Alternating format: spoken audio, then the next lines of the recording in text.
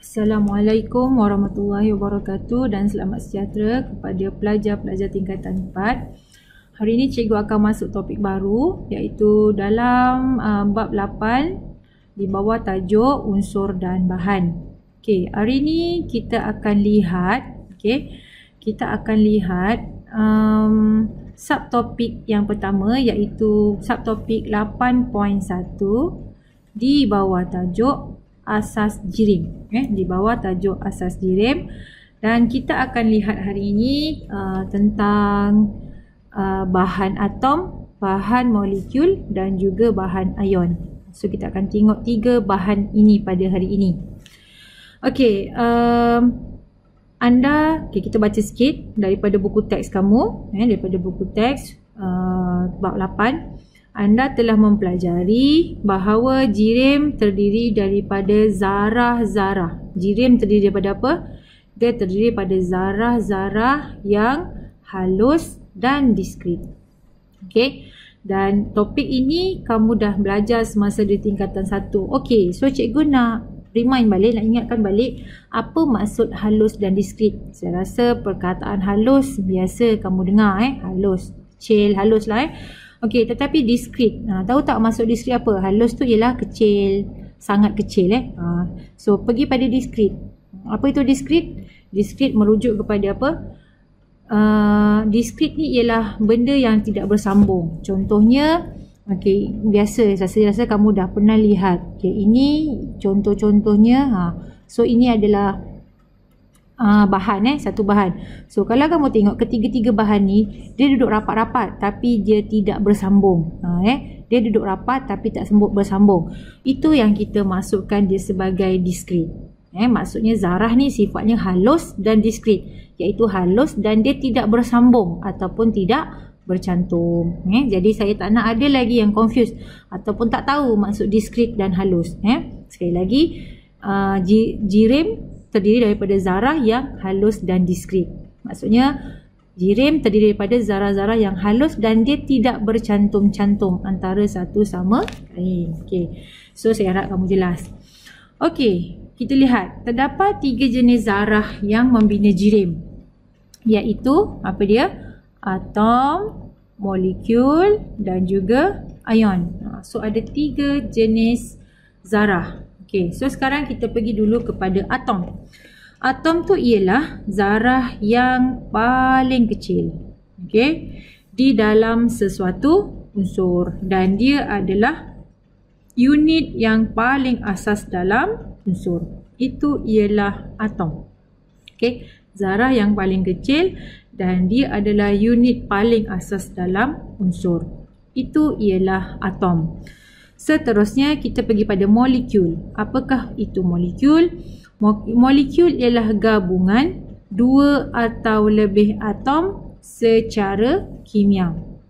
Okey, kalau tadi atom ni kita katakan dia unit paling asas. Ni contohnya ni atom. Ni atom, ni atom, ni atom. Satu-satulah unit yang paling asas.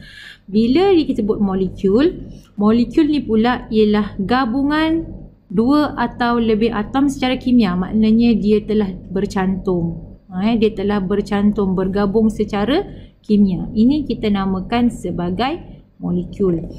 Dan okey, dia kata molekul boleh terdiri daripada gabungan jenis atom yang sama atau berbeza. Contohnya apa?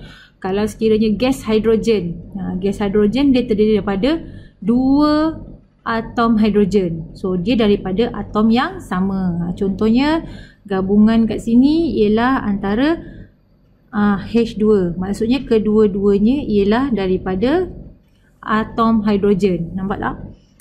Kita padam sikit kat sini. Dia terdiri daripada kedua-duanya ialah atom hidrogen. So dia terdiri daripada atom yang sama. Ataupun dia juga boleh terdiri daripada atom yang berbeza. Contohnya ialah molekul bagi air. H, 2 dan O. So dalam sini kalau kamu lihat ada 2 atom hidrogen dan ada 1 atom oksigen. Maknanya ada 3 atom yang terlibat.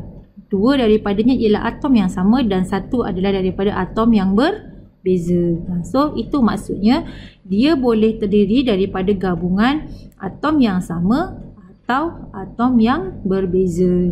Itu maksudnya. Okey, seterusnya ialah ion. Apakah itu ion?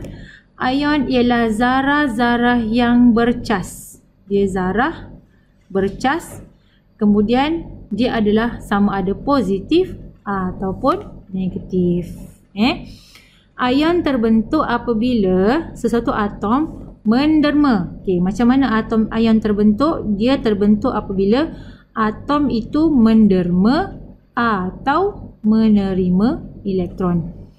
Okey, ini cikgu terangkan secara umum. Okey, so atom ni dia ada elektron. So elektron ni dia boleh didermakan ataupun dia ada atom yang boleh menerima. Ada atom yang boleh menderma ataupun ada atom yang boleh menerima elektron. So dia akan jadi ion. Bila atom tu menderma atau menerima, dia akan terbentuk satu ikatan, iaitu namanya ikatan ion. So itu yang kita katakan sebagai atom itu boleh menderma atau menerima elektron. Okey, so kita lihat secara terperinci dalam gambar di bawah tentang bahan atom.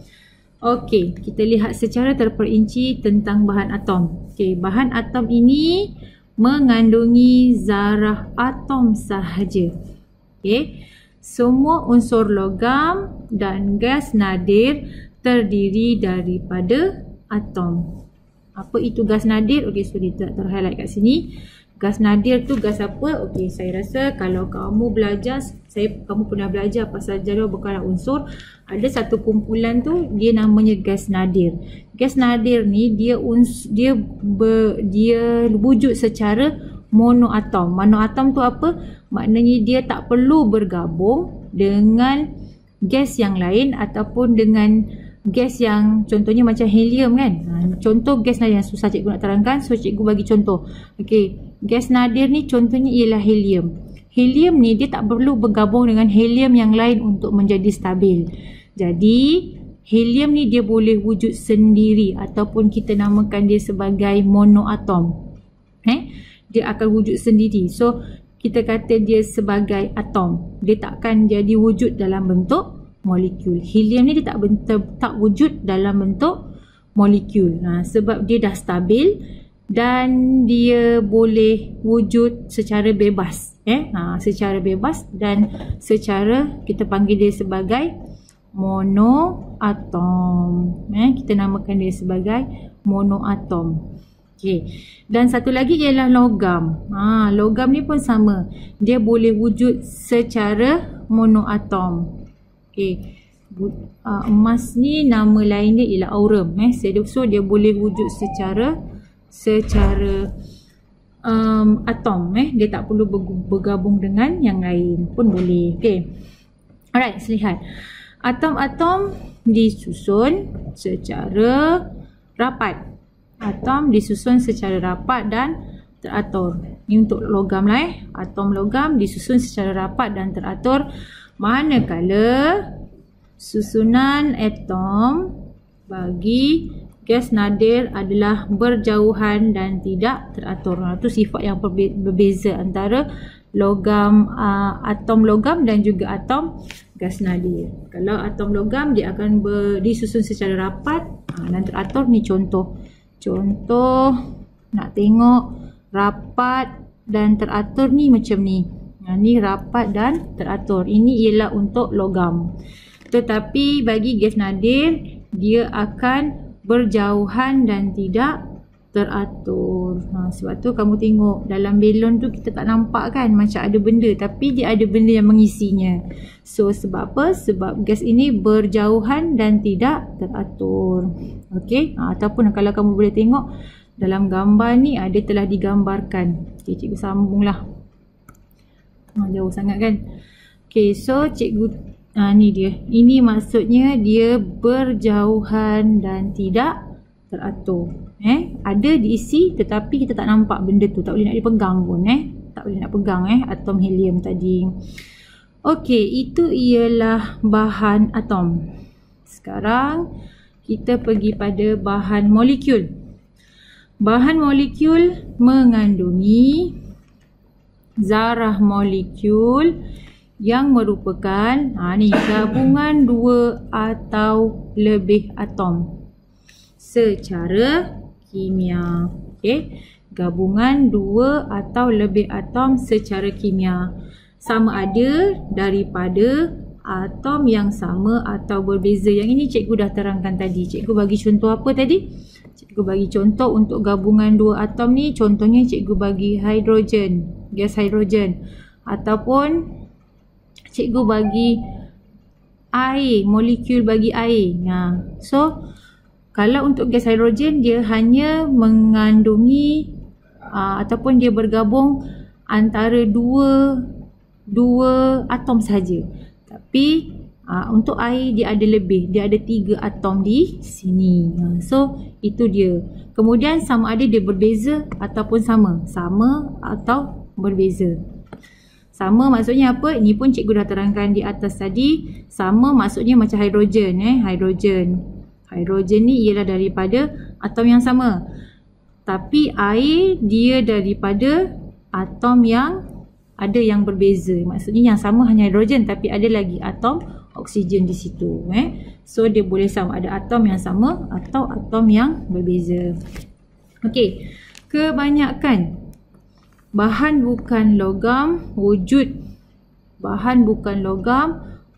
dalam bentuk molekul. Okey, tindak balas antara unsur bukan logam akan membentuk sebatian yang wujud dalam bentuk molekul.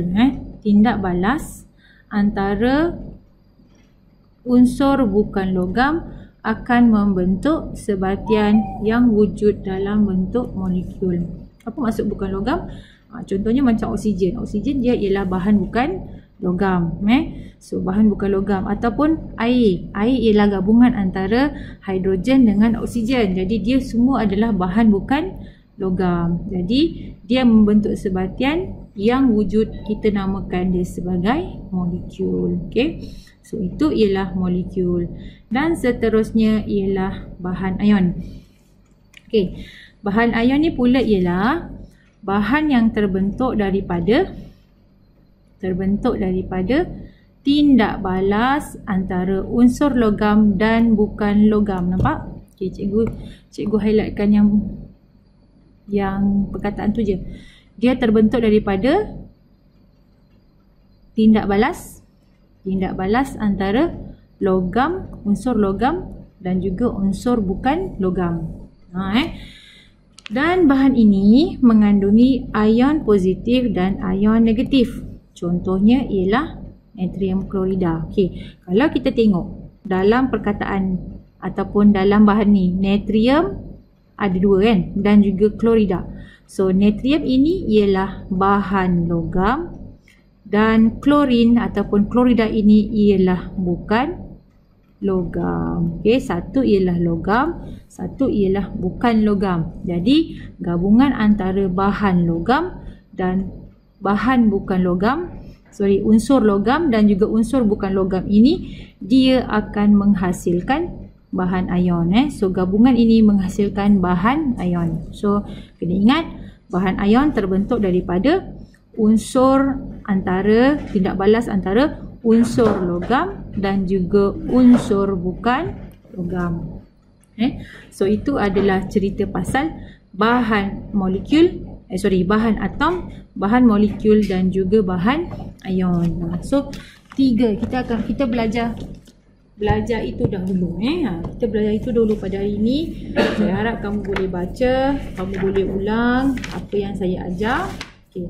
Dan cuba tengok apa yang saya buat tadi, apa yang saya ajarkan dan seterusnya. Okey. Kamu buat buku kerja kamu pada muka surat 82. Okey.